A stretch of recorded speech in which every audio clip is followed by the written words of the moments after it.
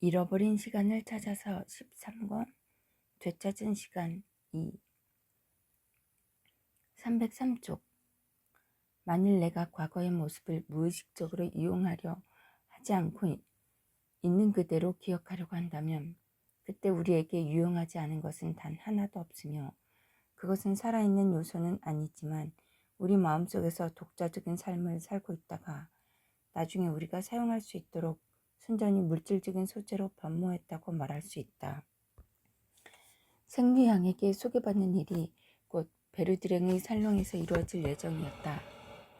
생리양에게 알베르틴의 대용품이 되어 달라고 부탁하기에 앞서 알베르틴과 했던 그 모든 여행을 베르드랭 내의 별장에 가기 위한 도빌랭 작은 열차에서 그 동일한 베르드랭 부인이 내가 알베르틴을 사랑하기 전에 이미 생리양의 할아버지와 할머니의 사랑을 맺어주고 또 갈라지게 했던 다시 생각하는 일은 얼마나 매력적이었던가. 우리 주위에는 나를 알베르틴에게 소개했던 엘스트리의 그림들이 걸려 있었다. 또 베르드랭 부인은 우리의 과거를 보다 잘 융합하기 위해 질베르트처럼 게르망트의 한 사람과 결혼했다. 우리가 알지 못하는 사람과의 관계를 이야기할 때도 우리는 삶의 가장 다양한 풍경들을 떠올릴 수밖에 없다. 그리하여 각각의 개인은 나 자신도 그런 개인들 중에 하나이지만 그의 주위뿐만 아니라 타인의 주위에서 그가 이룬 대변화를 통해 특히 그가 나와 관계하여 연속적으로 차지했던 자리를 통해 내가 시간의 지속을 가늠하게 했다. 그리고 아마도 내가 이 연애에서 지금 막 포착한 시간이 그 모든 상이한 면들에 따라 삶을 배열하면서 삶의 이야기를 쓰고 싶은 책에서는 보통 사람들이 사용하는 평면 심리학과 대립되는 공간 심리학을 사용해야 한다고 생각하게 했는지 내가 서재에서 홀로 생각하는 동안 기억이 수행했던 과거의 부활에 새로운 아름다움을 덧붙였다. 왜냐하면 기억은 과거를 변경하지 않고 그 과거가 현재였던 순간 그대로 과거를 현재 안으로 끌어들이면서 삶이 현실화되어가는 시간이 거대한 차원을 삭제하기 때문이다. 질베르트가 나를 향해 걸어오는 모습이 보였다. 생리의 결혼과 그때 나를 사로잡았던 생각들이 오늘 아침만 해도 같은 생각들이 지금은 바로 어제 일어난 일인 듯 생생했고 그리하여 질베르트의 앞에서 16살 가량의 소녀를 보자 놀랄 수밖에 없었는데 그녀의 키 큰 자태가 내가 보고 싶어 하지 않은 거리를 측정하게 해주었기 때문이다. 포착할 수 없는 무색의 시간이 말하자면 내가 그 시간을 보고 만질 수 있도록 그녀에게 물질화되어 그녀를 예술품으로 빚어놓았고 한편 내게도 나란히 슬프지만 시간이 그 작업을 완성했을 뿐이다. 그 동안 생류양은 바로 내 앞에 와 있었다. 움푹 들어간 그녀의 눈은 꿰뚫어 보는 듯 했으며 새의 부리처럼 휘어진 약간 튀어나온 매력적인 코는 어쩌면 수완의 코라기보다는 생류의 코를 더 많이 닮은 것 같았다. 이제 그 게르망트의 영혼은 사라졌지만 날아가는 새의 꿰뚫어 보는 눈을 가진 매력적인 머리가 어깨 위에 놓인 생류양의 모습은 그녀의 아버지를 알았던 많은 이들을 오랫동안 몽상에 잠기게 했다. 그녀의 어머니와 할머니의 견본을 가지고 만든 멋진 코가 비록 그렇게 짧지는 않았지만 그 아래 그것과 완벽한 수평을 이루는 선에서 멈추는 걸 보고 나는 강한 인상을 받았다. 그 특이한 모습만 보아도 수천 개의 조각상 중에서 구별할 정도였으며 나는 어머니나 할머니와 마찬가지로 증손녀에게도 자연히 독창적인 위대한 조각가로서 그토록 힘차고 결정적인 조각들을 휘두르기 위해 제때에 알맞게 돌아왔다는 사실에 감탄을 마지 않았다. 나는 그녀를 아름답다고 생각했다. 다시 말해 아직 희망으로 가득한 채 웃고 있는 그녀는 내 잃어버린 세월 자체로 만들어진 내 젊음과도 흡사했다. 끝으로 이 시간의 관념이 가진 마지막 가치는 삶의 자극제라는 점이었다. 이 관념이 내가 지금까지 살아오는 동안 게르망트 쪽이나 빌파리치 부인과 함께 마차로 산책하던 중 이따금 성광 같은 짧은 순간에 내가 느꼈던 것, 또 삶이 살만한 가치가 있다고 느끼게 했던 것에 도달하고 싶다면 지금이 바로 시작해야 할 때라고 말해 주었다. 그리하여 어둠 속에서 살아온 삶이 밝혀질 수 있고 우리가 끊임없이 왜곡하는 삶도 본래의 진정한 삶으로 되돌릴 수 있고 그리하여 마침내 책을 통해 실현될 수 있는 것처럼 보이는 지금 이 순간 삶은 얼마나 살만한 것으로 보였던가. 나는 생각했다. 그런 책을 쓸 수 있는 사람은 얼마나 행복할 것이며 얼마나 힘든 작업이 그 앞에 놓일 것인가. 그것이 어떤 것인지 알기 위해서는 가장 숭고하고 가장 상이한 예술 분야에서 그 비유를 빌려와야 할 것이다. 왜냐하면 각각의 인물에게서 가장 대립되는 면을 나타나게 하고 그 입체감을 보여주기 위해 작가는 마치 공격전에서처럼 지속적으로 힘을 재결집하면서 책을 매우 면밀하게 준비해야 하고 피로처럼 책을 견뎌야 하고 규칙처럼 책을 받아들여야 하고 성당처럼 책을 축조해야 하고 식이요법처럼 책을 따라야 하고 장애물처럼 책을 극복해야 하고 우정처럼 책을 쟁취해야 하고 어린아이처럼 책에 과도한 양분을 주어야 하고 세계처럼 책을 재창조해야 하고 그렇다고 해서 어쩌면 다른 세계에서나 설명을 찾을 수 있는 또 그 예감이 삶과 예술에서 우리를 깊이 감동시킬지도 모르는 신비로움을 소홀히 해서도 안 되기 때문이다. 이런 위대한 책에서는 건축가의 계획이 너무 방대한 탓에 스케치를 할 틈밖에 없어 결코 완성되지 않은 채 남아있는 부분도 있을 것이다.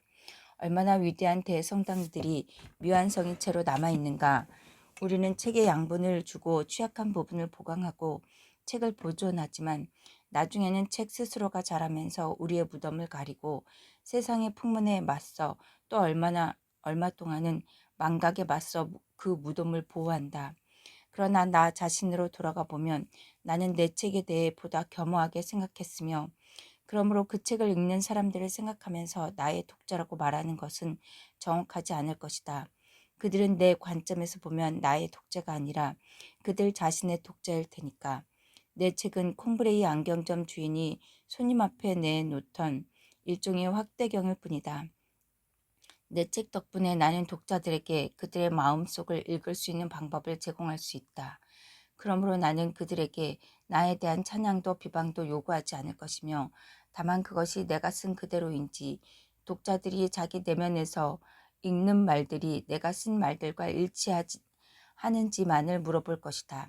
가로 열고 이 점에서는 의견의 불일치가 있을 수 있는데 이는 반드시 내가 틀렸기 때문이 아니라 이따금 독자가 자신을 읽어내는 데 있어 내 책이 적합하지 않은 눈을 가질 수도 있기 때문이다. 가로 닫고.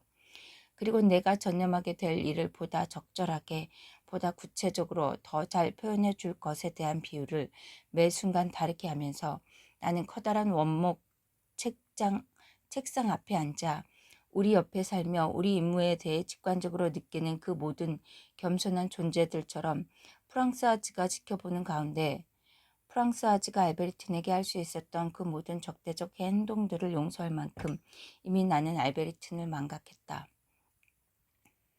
프랑스 아즈가 지켜보는 가운데 그녀 옆에서 또 그녀처럼 일할 것이라고 생각했다. 적어도 예전에 그녀가 일했던 것처럼 말이다. 지금은 늙어서 아무것도 보지 못하니까. 왜냐하면 여기 종이를 덧붙이고 핀으로 고정하면서 나는 야심차게 대성당처럼 축조한다고는 감히 말하지 못하겠지만 그저 옷을 만들듯이 그렇게 책을 만들어 갈 것이기 때문이다. 프랑스 아지의 말처럼 이 모든 종이 조각들이 내 옆에 없을 때면 또 내가 필요로 하는 것이 마침 없을 때면 프랑스 아지는 언제나 원하는 시의 변호와 필요한 단추가 없으면 재봉질을 할 수 없다고 말해온 만큼 나의 흥분 상태를 이해해 줄 것이다. 또 그녀는 나와 함께 살다 보니 문학 작업에 대해 일종의 본능적인 이해력을 대부분의 지적인 인간들보다 하물며 바보 같은 인간들보다는 훨씬 더 정확한 이해력을 가지게 되었다. 그래서 내가 예전에 르 피가로의 기고문을 썼을 때 늙은 집사가 자신은 해보지도 못하고 생각조차도 못하는 힘든 일을 할 때면 또는 그처럼 재채기를 하다니 지치시겠어요? 라고 말하는 사람들처럼 자신이 갖지 못한 습관에 대해서도 언제나 조금은 과장하는 그런 연민에 찬 표정을 지으면서 얼마나 골치 아픈 일이야 라고 말하며 작가들을 진심으로 동정했을 때에도 프랑스 한즈는 반대로 내가 느낄 행복을 간파하고 내 작업을 존중했다. 그녀는 다만 내가 블로크에게 기고문 이야기를 먼저 한 것에 대해 화를 냈는데 그가 나를 앞지를까봐 두려워하면서 도련님은 그 모든 사람들을 충분히 경계하지 않아요. 그들은 표절자예요. 라고 말했다. 사실 블로크는 내가 초벌 원고로 쓴 것이 흥미롭다고 생각할 때마다 참 신기해. 나도 거의 같은 걸 썼거든. 내게 그 말을 해야겠어. 라고 말하면서 스스로에게 사후 알리바이를 제공했다. 그는 그 초벌 원고를 내게 읽어줄 수조차 없었는데 아마 그날 저녁에 썼을 것이다. 프랑스와즈가 내 종이 조각이라고 부르는 것들을 하나하나 붙이다 보니 종이가 여기저기 찢어졌다. 필요시에는 프랑스와즈가 그 종이 조각들을 단단히 하는 걸 도와줄 수 있지 않을까? 그녀가 옷의 해진 부분에 천 조각을 대거나 또는 부엌 창문에서 내가 인쇄공을 기다리듯 유리장이가 오기를 기다리면서 깨진 유리 대신 신문지 조각을 붙였던 것과 같은 방식으로 말이다. 프랑스와즈는 벌레 먹은 나무처럼 여기저기 물어뜯긴 내 공책을 가리키면서 온통 좀이 쏠았네요. 보세요. 불쌍해요. 이 페이지 끝은 그냥 레이스 조각에 불과해요. 그리고 그것을 재단사처럼 살피면서 제가 수선할 수 있을 것 같지 않아요. 끝났어요. 유감이에요. 도련님의 가장 훌륭한 생각이 적혀 있는지도 모르는데 콩브레에서 말하듯이 존블레처럼 존피를 잘 아는 모피상도 없거든요. 그들은 항상 가장 훌륭한 원단만을 공략하니까요. 라고 말할 것이다. 게다가 개체성이란 수많은 인상들로부터 만들어지며 이렇게 해서 많은 소녀들과 성당과 소나타들로부터 포착된 인상이 한 권의 책에서 단 하나의 소나타와 단 하나의 성당과 단 하나의 소녀를 만드는 데 사용되는 것처럼 나도 프랑스와즈가 소고기 젤리를 만드는 것과 같은 방식으로 내 책을 만들어야 하지 않을까? 노르푸아 씨가 높이 평가했던 그 쇠고기 젤리는 프랑스와즈가 그토록 많은 부위의 고기를 선택하고 첨가해서 풍미가 깊어졌다. 그리하여 마침내 나는 게르망트 쪽을 산책하면서 그렇게 소망했으며 또 불가능하다고 믿었던 일을 실현할 터였다. 어렸을 때 집으로 돌아가면서 어머니에게 키스하지 않고는 잠자리에 드는 일에 결코 익숙해질 수 없으며 또는 그 후에 알베르틴이 여자를 사랑한다는 생각에도 영원히 익숙해질 수 없다고 생각했는데 지금은 이런 생각의 존재마저 의식함 없이 그 생각과 더불어 살게 되었다. 왜냐하면 우리의 가장 큰 두려움은 가장 큰 희망도 마찬가지지만 우리의 힘보다 우위에 있지 않으면 그리하여 마침내 우리는 두려움을 극복하고 희망을 실현할 수 있기 때문이다. 그렇다. 내가 조금 전에 언급한 시간의 관념이 작품을 시작해야 할 때라고 말해 주었다. 지금이 바로 시작해야 할 때다. 그리고 이것이 내가 살롱에 들어서자마자 분장한 얼굴들이 잃어버린 시간의 관념을 유발했을 때 나를 사로잡았던 불안감을 설명해 주었지만 그러나 아직 내게 시간이 있으며 또 그 일을 할 수 있을까? 우리의 정신에는 그만의 고유한 풍경이 있지만 그 풍경을 관조하는 데에는 아주 짧은 시간만이 허용된다. 나는 호수 위로 돌출된 길이나 바위, 나무들의 장막이 시야를 가리는 오솔길을 올라가는 화가처럼 살아왔다. 바위나 나무 틈 사이로 이따금 호수가 보이고 그러다 송두리째 화가 앞에 그 모습을 드러내면 화가는 붓을 잡는다. 그러나 벌써 아무것도 그릴 수 없는 밤이 내리며 해는 그 위로 결코 다시 뜨지 않을 것이다.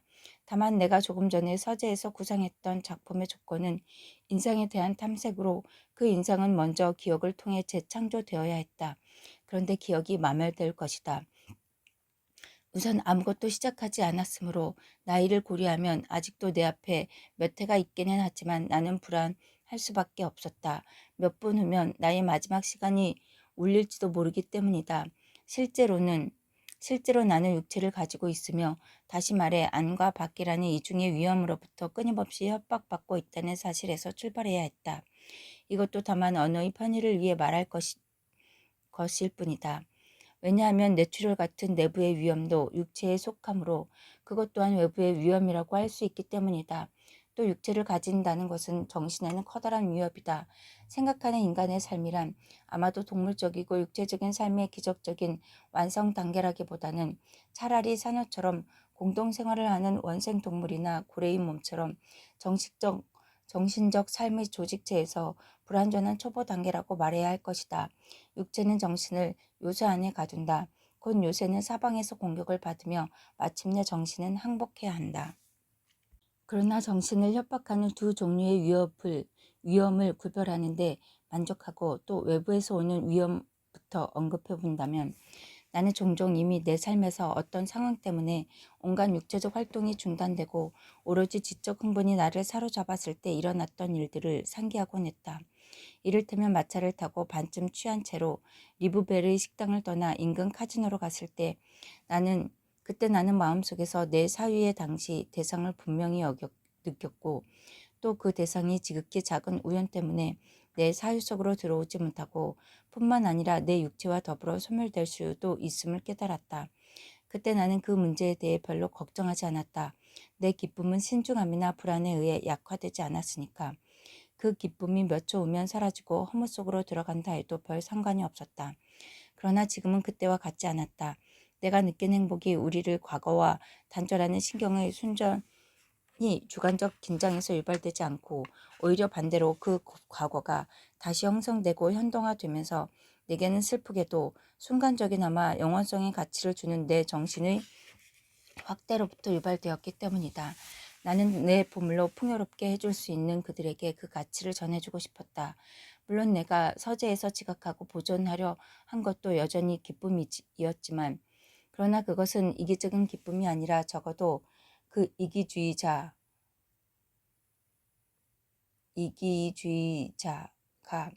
일종의 타인을 위해 유용한 이기주의에 속하는 기쁨이었다. 왜냐하면 자연에 대한 온갖 풍요로운 이타주의는 모두 이기적인 방식으로 발전하며 이기적이지 않은 인간의 이타주의는 불행한 친구를 맞이하거나 공직을 맡거나 선전문을 쓰기 위해 작업을 중단하는 작가의 이타주의처럼 아무 결실도 맺지 못하기 때문이다. 나는 더 이상 리브벨에서 돌아올 때처럼 무관심하지 않았고 내 마음속에 짊어진 작품으로 보다 고양된 것 같은 느낌이 들었다. 누군가가 내게 맡긴 소중하고 깨지기 쉬운 귀중품을 내 손이 아니라 그것을 받을 사람의 손에 온전한 형태로 되돌려주고 싶은 그 작품으로. 이제 나 자신이 작품을 짊어진 사람이라고 느끼면서 내게 죽음을 유발할지도 모를 사고를 보다 두려워하게 되었고 또 그것이 내 욕망과 내 사위의 비약과 모순된다는 점에서 부조리한 생각마저 들었지만 그렇다고 해서 사고가 일어나지 않을 가능성이 전혀 없는 것은 아니었다. 왜냐하면 물질적 원인에 의해 생기는 사고는 그것과 매우 상반된 의지가 자신도 모르게 사고에 의해 파괴된 의지가 그 사고를 끔찍하게 여기는 바로 그 순간 발생할 수 있기 때문이다. 사고는 소리를 내지 않으려고 조심하는데도 지나치게 탁자 끝에 놓인 물병이 떨어져서 잠든 친구를 깨우는 것과 같은 지극히 사소한 삶의 사건을 통해 매일 일어나는 것이다. 나는 내 두뇌가 진귀한 광맥이 지극히 다양하고 광대한 지대에 걸쳐 매몰돼 있는 풍요로운 광산임을 알고 있었다.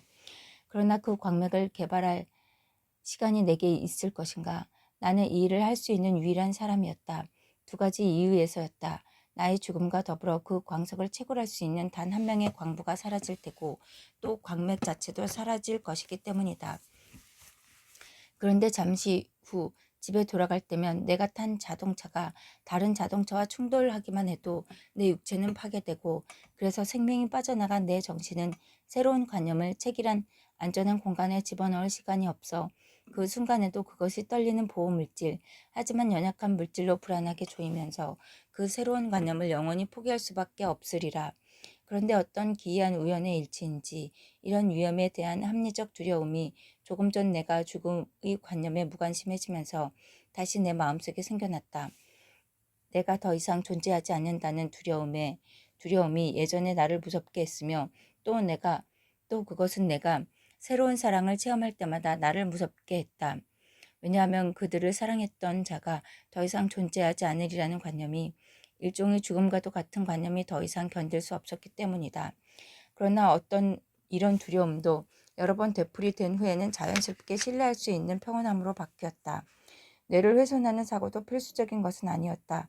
뭔가 머릿속이 텅 빈 듯 느껴지고 또 물건을 정리하다 찾을 생각도 하지 않았던 잊어버린 물건을 우연히 발견할 정도로 모든 것에 대한 망각 증상이 나를 부서진 금고에서 부가 점차 새어 나가는 수전어처럼 만들었다. 얼마 동안은 재물의 손실을 슬퍼하고 기억에 저항하는 자아가 존재했으나 이내 기억이 물러가면서 그 자아 또한 휩쓸어 가는 것을 느꼈다. 그 시기에 죽음의 관념이 우리가 앞에서 본 것처럼 사랑을 암울하게 만들었다면 이미 오래전부터 사랑의 추억은 나로 하여금 죽음을 두려워하지 않게 했다. 죽음이 뭔가 새로운 것이 아니면 오히려 반대로 이미 어린 시절부터 나는 여러 번 죽음을 체험했음을 깨달았다.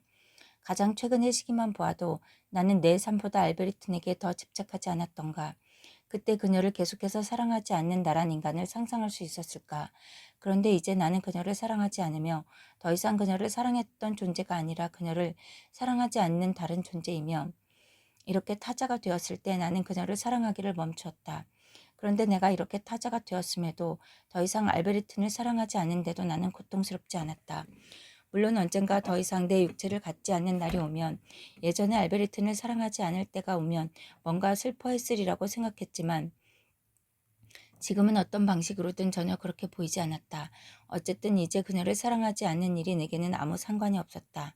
이런 연속적인 죽음은 그로 인해 내가 소멸될지도 모른다고 생각하며 그토록 두려웠던 죽음은 그것이 일단 완성되자 그토록 무관심하고 평온하게 느껴졌고 또 그 죽음을 두려워하던 자가 그것을 느끼기 위해 더 이상 존재하지 않게 되자 얼마 전부터 죽음을 두려워하는 것이 얼마나 바보 같은 짓인지를 깨닫게 해주었다. 그런데 이렇게 얼마 전부터 무관심해진 죽음을 나는 다시 두려워하기 시작했다.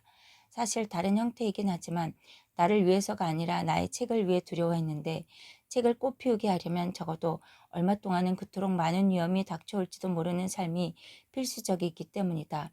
빅토르 위고는 말한다. 풀은 자라야 하고 아이들은 죽어야 한다. 나는 예술의 잔인한 법칙은 존재들이 죽어가며 우리 자신도 망각의 풀이 아닌 영원한 생명의 풀을 풍요로운 작품의 무성한 풀을 자라게 하기 위해 온갖 고뇌를 소진하면서 죽어가며 그 풀밭 위로 다음 세대의 사람들이 그 아래 잠든 이들을 개의치 않고 즐겁게 그들의 풀밭 위에 점심을 들러오는 것이라고 말한다. 나는 외부의 위험에 대해 말했다. 내부의 위험 역시 존재한다. 외부에서 오는 사고를 모면한다 해도 이 책을 쓰기 위해 필요한 달들이 지나가기 전에 나의 내부에서 발생한 사고나 어떤 내적인 참사로 인해 그 은총을 누리지 못할지 누가 알겠는가.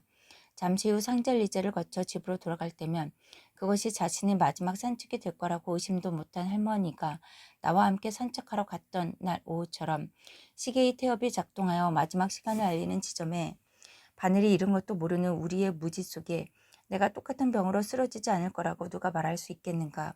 어쩌면 그 마지막 시간을 알리는 첫 번째 타격이 이미 준비되어 그걸 앞서는 모든 순간을 거의 통과했을 거라는 두려움이 어쩌면 나의 뇌에서 이미 진동 중인 이런 타격에 대한 두려움이 앞으로 일어날 일에 대한 어떤 어렴풋한 인식인 듯 뇌 동맥이 포기한 불안정한 뇌의 상태에 대한 의식의 반영인 듯 마치 부상당한 사람들이 아직 명철한 의식을 갖고 있는데도 의사와 삶의 욕망이 그들을 속이려고 할 때면 앞으로 일어날 일을 그려보면서 난 죽을 겁니다. 준비되었습니다. 라고 말하며 아내에게 작별 인사를 쓰는 것처럼 돌연 죽음을 받아들이는 것이 불가능해 보이지 않는다. 그리고 사실 책을 시작하기 전에 내가 일어났던 그 기이한 일은 내가 한 번도 생각해 보지 못한 형태로 일어났다. 내가 외출했던 어느 날 저녁 사람들은 내 안색이 전보다 나아졌고 머리털도 아직 온통 까맣다면서 놀라워했다. 그러나 계단을 내려가면서 나는 3번이나 넘어질 뻔했다. 단 2시간의 외출이었다. 그러나 집에 돌아왔을 때 내게는 더 이상 기억도 생각도 힘도 삶도 남아있지 않은 것 같았다. 누군가가 나를 보러 와서 왕으로 임명하거나 붙잡고 체포한다 해도 나는 한마디 말도 없이 눈도 뜨지 않은 채로 마치 카스피해를 건너면서 바다에 던져버리겠다고 해도 저항할 몸짓조차 하지 못하는 그런 뱃멀미의 최고 단계에 이른 사람처럼 그냥 그렇게 자신을 내버려 두었을지도 모른다.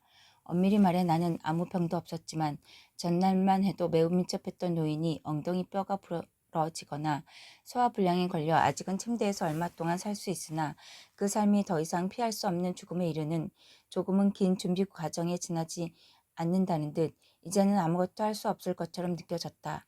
내 안에 있는 여러 자아 중에 하나는 과거에 흔히 사람들이 사교적 만찬이라고 부르는 야만인들의 연회에 자주 참석했는데 거기서 하얀 셔츠를 입은 남자들과 깃털 장식에 반쯤 벌거벗은 여자들 중 가치관이 완전히 바뀌었는지 초대를 승낙하고도 만찬에 참석하지 않거나 아니면 단지 구운 고기가 나올 때만 얼굴을 내미는 것은 만찬 중에 경솔하게 부도덕한 언행이나 최근에 죽은 사람들 얘기를 꺼내는 것보다 더 큰 죄를 지은 것으로 간주되며 죽음이나 중병만이 연회에 참석하지 않는 유일한 핑곗거리가 될 수 있지만 그것도 14번째 손님을 초대할 수 있도록 자신이 죽어간다는 걸 제때 알리는 조건에서만 가능한데 이런 연회에 참석하던 자아는 그 모든 것에 신경 쓰느라 기억력이 감퇴했다.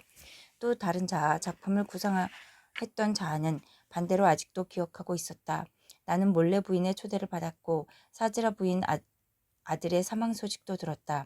이런 시간 중 한 시간을 이용하여 모렐 부인에게 사과 편지를 보내고 사즈라 부인에게 애도의 편지를 보내기로 결심했는데 그런 후에는 임종씨의 할머니처럼 혀가 묶인 듯 한마디 말도 못하고 우유도 삼킬 수 없을 정도였다. 그러나 몇 분이 지나자 나는 내가 해야 할 일을 잊어버렸다. 행복한 망각이었다. 작품에 대한 기억이 잠들지 않았고 또 내게 주어진 마지막 남은 시간을 작품의 몇 번째 기초 공사를 하는데 쓰려고 했기 때문이다. 불행하게도 글을 쓰려고 노트를 집어드는 순간 몰래 부인의 초대장이 내 옆으로 빠져나왔다. 그러자 곧 쉽게 망각하는 자아가, 그러나 다른 자아보다 우위를 차지하는 자아가 사교적 만찬에 참석했던 그 모든 세심한 야만인들처럼 노트를 밀어내고 몰래 부인에게 편지를 쓰기 시작했다. 가로 열고 게다가 몰래 백작 부인은 내가 건축가로서의 작업보다 그녀의 초대장에 답장 쓰는 일을 우선시했다는 걸 알았다면 틀림없이 나를 높이 평가했으리라 가로 닫고 돌연 내 답장에 한마디 말해서 사즈라 부인이 아들을 잃었다는 사실이 기억났고 그래서 사즈라 부인에게도 편지를 썼으며 그렇게 예의 바르게 인정 많은 나를 보여주기 위해 가식적인 도리에 나의 진정한 의무를 희생하고 나자 나는 힘없이 쓰러졌고 눈을 감고 일주일 동안 식물처럼 목숨만 부지해야 했다. 그렇지만 나의 진정한 의무를 희생할 준비가 되어 있던 그 쓸데없는 의무가 몇 분 후 내 머리에서 빠져나가자 이제는 작품 구상에 대한 관념이 한순간도 내 머리를 떠나지 않았다. 나는 그것이 신도들이 조금씩 진리를 깨우쳐가고 조화를 발견하고 완전한 전체적인 구성을 발견해 가는 성당이 될지 아니면 섬 꼭대기에 위치한 드루이드교의 기념물처럼 뭔가 사람들이 영원히 드나들지 않는 곳이 될지는 알 수 없었다. 그러나 나는 거기서 내 힘을 바치기로 결심했고 그 힘은 어쩔 수 없이 사라져 갈 테지만 그 모든 윤곽을 완성하고 장례식장의 문을 닫을 틈을 줄 수 있을 것 같았다. 나는 곧 사람들에게 초고 일부를 보여줄 수 있었다. 아무도 아무것도 이해하지 못했다. 그러나 내가 뒤이어 신전 안에 새기기로 결심한 내 진리 인식에 호의적인 사람들조차 내가 사물을 지각하기 위해 현미경을 통해 그 진리를 발견한다고 축하했지만 사실 이와는 반대로 나는 먼 거리에 위치한 탓에 지극히 미세하게 보이는 그러나 그 각각이 하나의 세계를 구축하는 사물들을 보기 위해 만원경을 사용했다.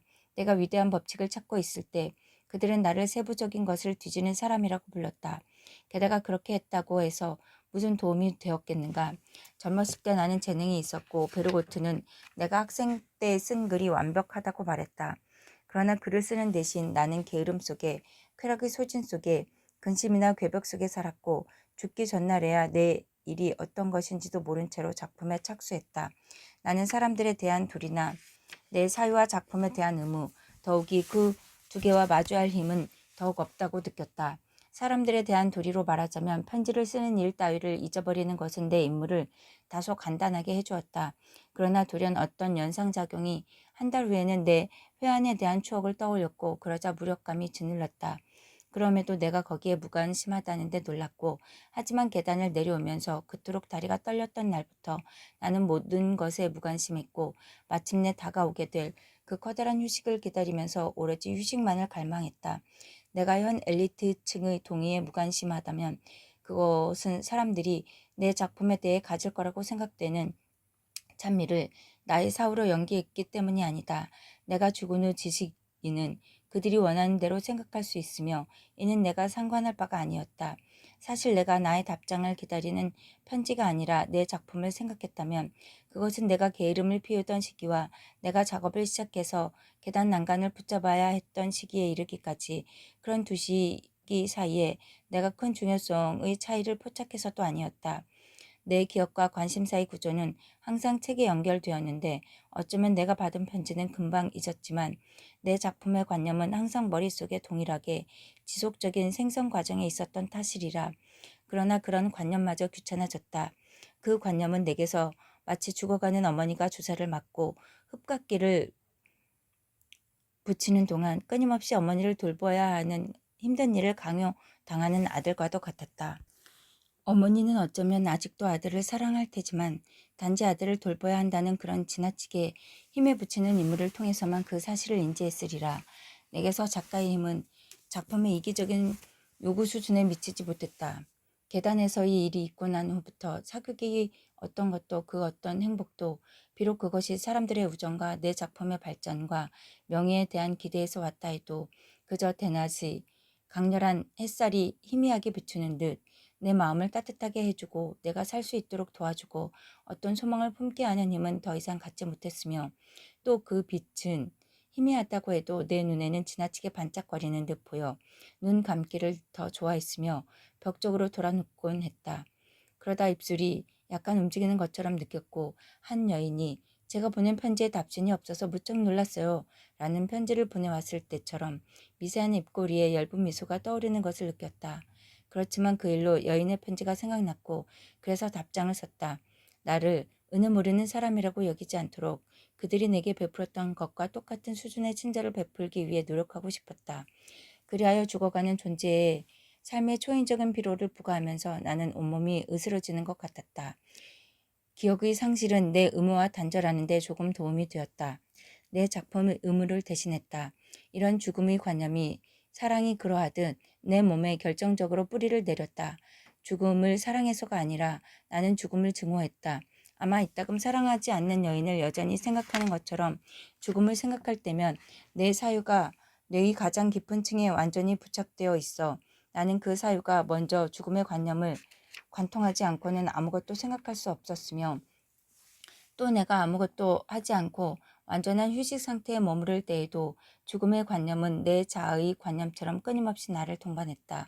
내가 거의 죽은 사람처럼 되었던 날 무의식적인 출현을 통해 내가 거의 죽었다는 죽음의 관념을 유발한 것이 계단을 내려갈 수도 없고 이름도 기억하지 못하고 자리에서도 일어날 수 없는 그런 상태를 특징 짓던 사건이 아니라 오히려 그 모든 것이 함께 밀려와서 정신이라는 거대한 거울이 필연적으로 새로운 현실을 반영한 것이라고 생각한다. 그렇지만 내가 앓고 있는 병에서 어떻게 미리 통보도 받지 않고 완전한 죽음으로 넘어갈 수 있는지 이해할 수 없었다. 그러나 그때 나는 다른 사람들을 그들의 병과 죽음 사이의 거리가 그렇게 대단해 보이지 않는 매일매일 죽어가는 모든 이들을 생각했다. 바로 내가 그들의 병을 내면에서 본 탓에 나 자신의 죽음은 믿으면서도 몇몇 몸의 불편함을 하나하나 따로 놓고 볼 때는 그렇게 치명적으로 보지 않는 것이라고 생각했다. 마찬가지로 임종의 순간이 다가왔고 확신하는 사람들도 몇몇 단어를 발음하지 못하면 쉽게 그것이 뇌졸중이나 실어증 같은 것과는 전혀 관계없는 단순히 혀의 피로나 말더듬이 등산과 같은 신경상태 또는 소화불량에 따른 탈진 상태 때문에 생긴 것이라고 확신하는 법이다.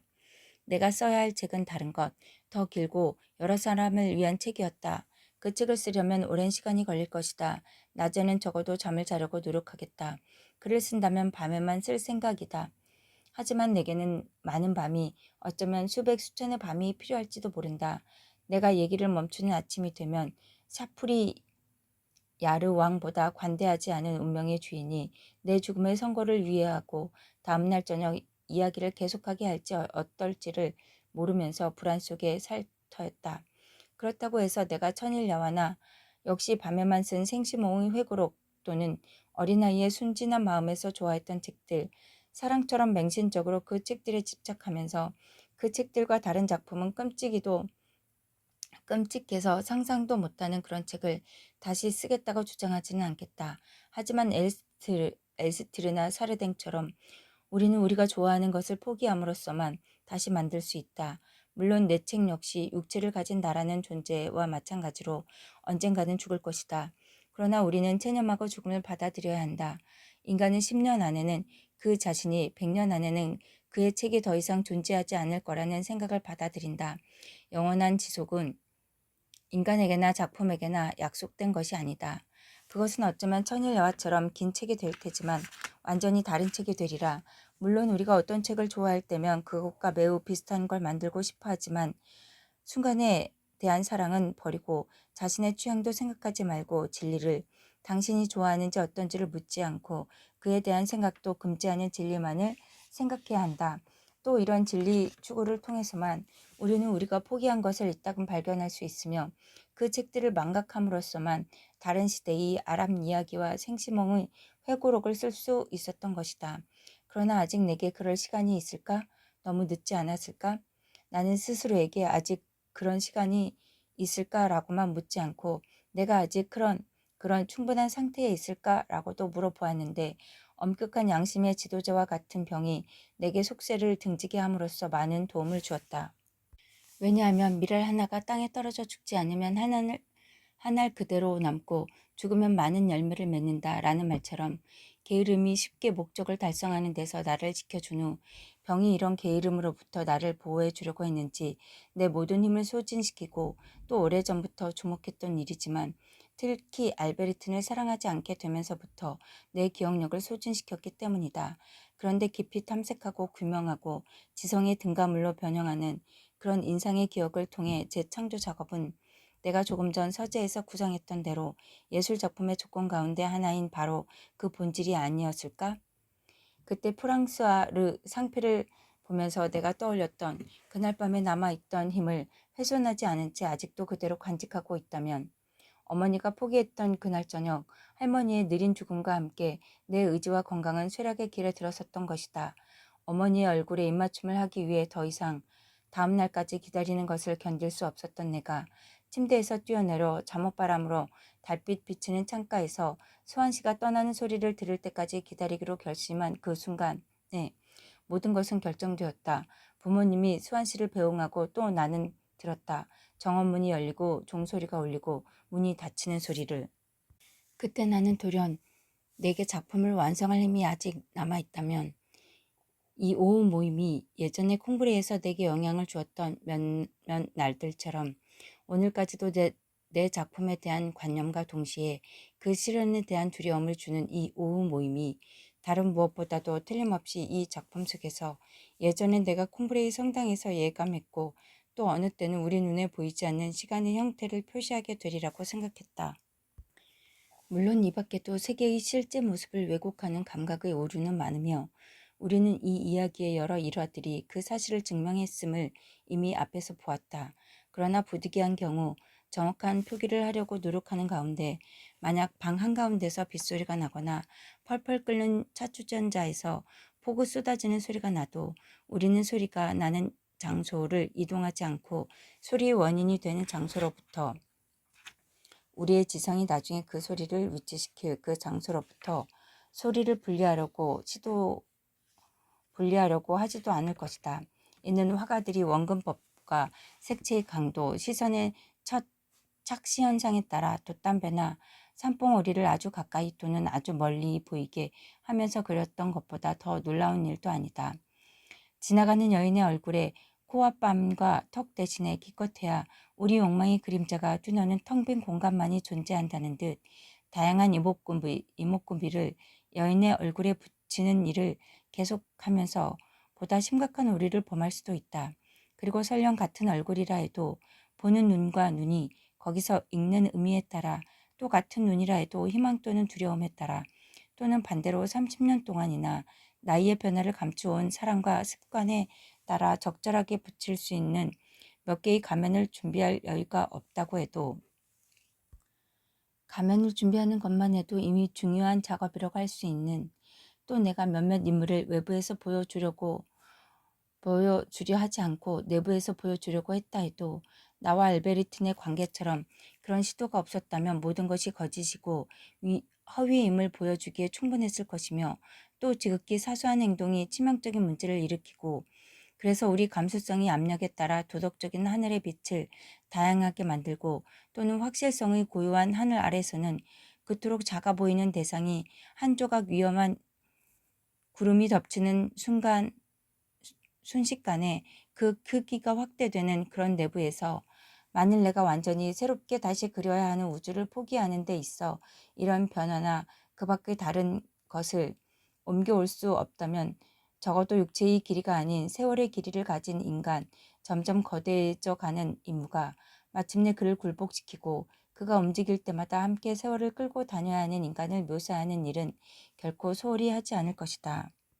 더욱이 우리는 시간 속에서 자리를 차지하며 또 이 자리가 끊임없이 커져가는 것을 모든 사람은 인식하고 있으며 또 이런 보편성이 내가 규명해야 하는 진리가 우리 모두가 예감하는 진리라는 점에서 나를 기쁘게 할 수밖에 없었다.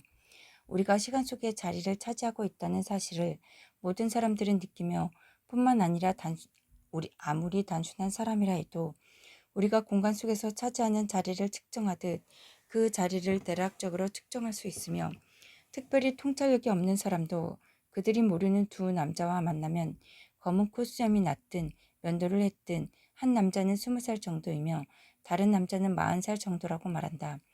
물론 이런 나이 측정에서 우리는 종종 오류를 범하지만 그래도 그것은 나이를 뭔가 측정 가능한 대상으로 생각한다는 것을 의미한다. 검은 코수염이 난 두 번째 남자에게는 실제로 20살이 더 붙여졌다. 이 합체된 시간의 개념, 우리와 분리되지 않은 흘러간 세월의 개념을 내가 지금 그토록 강조하고 싶었다면 이 순간 바로 대공부인 저택에 있으면서도 스완 씨를 바래다 주는 부모님의 발자국 소리와 드디어 스완 씨가 떠나고 어머니가 곧 올라오는 것을 알리는 그 튀어오르는 그치지 않는 쇠 방울의 요란하면서도 상쾌한 작은 종소리가 여전히 내 귀에 들렸으며 그렇지만 그토록 먼 과거에 위치하는 소리가 예전 그대로 들렸기 때문이다.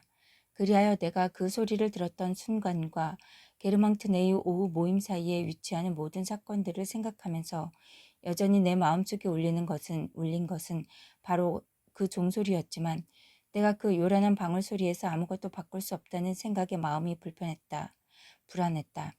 왜냐하면 그 요란한 방울 소리가 어떻게 해서 사라졌는지 기억하지 못했으므로 그 소리를 다시 익히고 제대로 듣기 위해서는 주위에 가면 쓴 사람들이 나누는 대화 소리를 듣지 않으려고 애를 써야 했기 때문이다. 그 소리를 보다 가까이 듣기 위해서는 나 자신 속으로 다시 내려가야 했다. 그러므로 그 소리는 언제나 내 마음속에 존재했으며 또한 그 소리와 현재의 순간 사이에는 내가 짊어지고 다닌다는 걸 알지 못하는 과거가 무한대로 펼쳐져 있었다. 그것이 울렸을 때 나는 이미 존재했으며 그 소리를 다시 들으려고 어떤 불연속성의 순간도 없어야 했으며 나 역시 존재하고 사유하고 자아를 의식하는 일로부터 한순간도 멈춰서는 안 되며 휴식을 취해서도 안 되었다. 왜냐하면 이 과거로부터 온 순간은 여전히 내게 고정되어 있어 내가 자신 속으로 깊이 내려가기만 하면 여전히 그 순간을 되찾고 다시 그 순간으로 돌아갈 수 있었기 때문이다.